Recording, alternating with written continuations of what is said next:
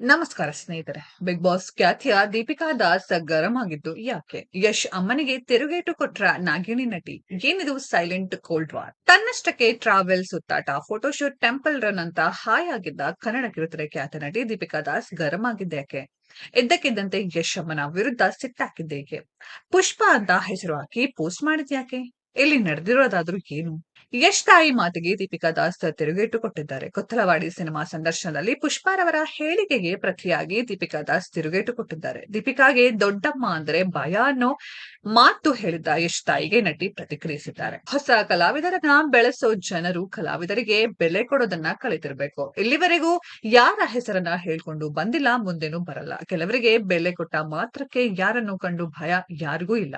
ಅದು ಅಮ್ಮ ಆದ್ರೂ ಸರಿ, ದೊಡ್ಡಮ್ಮ ಆದ್ರೂ ಸರಿ, ಅಥವಾ ಪುಷ್ಪಮ್ಮ ಆದ್ರೂ ಸರಿ ಎಂದು ದೀಪಿಕಾ ದಾಸ್ ಬರೆದಿದ್ದಾರೆ. ನಾನು ಯಾವ ದೊಡ್ಡ ನಟಿ ಅಲ್ಲದಿದ್ದರೂ, ಏನು ಸಾಧನೆ ಮಾಡದಿದ್ರೂ ನನ್ನ ಬಗ್ಗೆ ಹೀನಾಯವಾಗಿ ಮಾತನಾಡುವ ಯೋಗ್ಯತೆ ಯಾರಿಗೂ ಇಲ್ಲ ಎಂದು ಅವರು ಪೋಸ್ಟ್ ನಲ್ಲಿ ಬರೆದಿದ್ದಾರೆ. ಈಗ ಇದಕ್ಕೆ ದೀಪಿಕಾ ದಾಸ್ ಸೋಷಿಯಲ್ ಮೀಡಿಯಾ ಮೂಲಕ ಪ್ರತಿಕ್ರಿಯೆ ಕೊಟ್ಟಿದ್ದಾರೆ. ನಾನು ಇಲ್ಲಿವರೆಗೂ ಯಾರ ಹೆಸರನ್ನ ಹೇಳ್ಕೊಂಡು ಬಂದಿಲ್ಲ. ಕೆಲವರಿಗೆ ಬೆಲೆ ಕೊಟ್ಟ ಮಾತ್ರಕ್ಕೆ ಯಾರನ್ನು ಕಂಡು ಭಯ ಯಾರಿಗೂ ಇಲ್ಲ.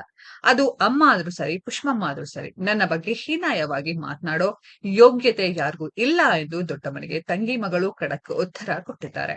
ಯಶ್ ತಾಯಿ ಪುಷ್ಪ ನಿರ್ಮಾಪಕಿಯಾಗಿ ಚಿತ್ರರಂಗಕ್ಕೆ ಪ್ರವೇಶಿಸಿದ್ದಾರೆ. ಕೊತ್ತಲವಾಡಿ ಸಿನಿಮಾ ನಿರ್ಮಿಸಿ ಬಿಡುಗಡೆ ಮಾಡಿದ್ದಾರೆ. ಇತ್ತೀಚೆಗೆ ಅವರು ಸಂದರ್ಶನವೊಂದರಲ್ಲಿ ದೀಪಿಕಾ ದಾಸ್ ಬಗ್ಗೆ ಎದುರಾಗದ ಪ್ರಶ್ನೆಗೆ ಪ್ರತಿಕ್ರಿಯಿಸಿದ್ದು ವೈರಲ್ ಆಗಿತ್ತು.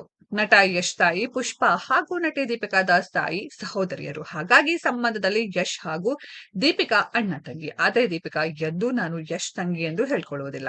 ಎರಡು ಕುಟುಂಬಗಳ ನಡುವೆ ಭಿನ್ನಾಭಿಪ್ರಾಯಗಳಿವೆ ಎನ್ನುವ ಊಹಾಪೋಹ ಇದೆ. ಇಂತಹ ಪ್ರಶ್ನೆಗಳನ್ನ ಯಾಕೆ ಕೇಳ್ತೀರಾ ಎಂದು ತಿರುಗಿ ಪ್ರಶ್ನೆ ಹಾಕಿದ್ದರು. ದೀಪಿಕಾ ದಾಸ್ಗೂ ನಮಗೂ ಆಗಲ್ಲ. ಅವಳು ಯಾವ ದೊಡ್ಡ ಹೀರೋಯಿನ್ ಆಯ್ಕೆ ಮಾಡಿಕೊಳ್ಳಲು ಯಾವ ಸಾಧನೆ ಮಾಡಿದ್ದಾಳೆ ಎಂದು ಕರೆದು ಅವಕಾಶ ಕೊಡಬೇಕು. ಸಂಬಂಧ ಆದ್ರೂ ಅವರನ್ನ ದೂರದಲ್ಲೇ ಇಟ್ಟಿದ್ದೀವಿ. ಅವರ ಬಗ್ಗೆ ಯಾಕೆ ಕೇಳ್ತೀರಾ? ನನ್ನ ಮಗ ಬೈಯಲ್ವಾ?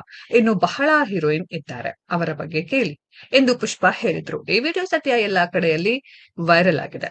ತನ್ನ ಬಗ್ಗೆ ಹಗುರವಾಗಿ ಮಾತನಾಡಿದ ಪುಷ್ಪ ಬಗ್ಗೆ ದೀಪಿಕಾ ದಾಸ್ ಉತ್ತರ ಕೊಟ್ಟಿದ್ದಾರೆ. ಸ್ನೇಹಿತರೆ, ಇದರ ಬಗ್ಗೆ ನಿಮ್ಮ ಅನಿಸಿಕೆಯನ್ನ ಕಾಮೆಂಟ್ ಬಾಕ್ಸ್ ಅಲ್ಲಿ ಕಾಮೆಂಟ್ ಮಾಡಿ. ಈ ವಿಡಿಯೋ ಇಷ್ಟ ಆಗಿದ್ರೆ ಲೈಕ್ ಮಾಡಿ, ಶೇರ್ ಮಾಡಿ, ಚಾನೆಲ್ ನ ಸಬ್ಸ್ಕ್ರೈಬ್ ಮಾಡಿ, ಪಕ್ಕದಲ್ಲಿ ಇರೋ ಬೆಲ್ ಐಕಾನ್ ನ ಹಿಟ್ ಮಾಡಿ.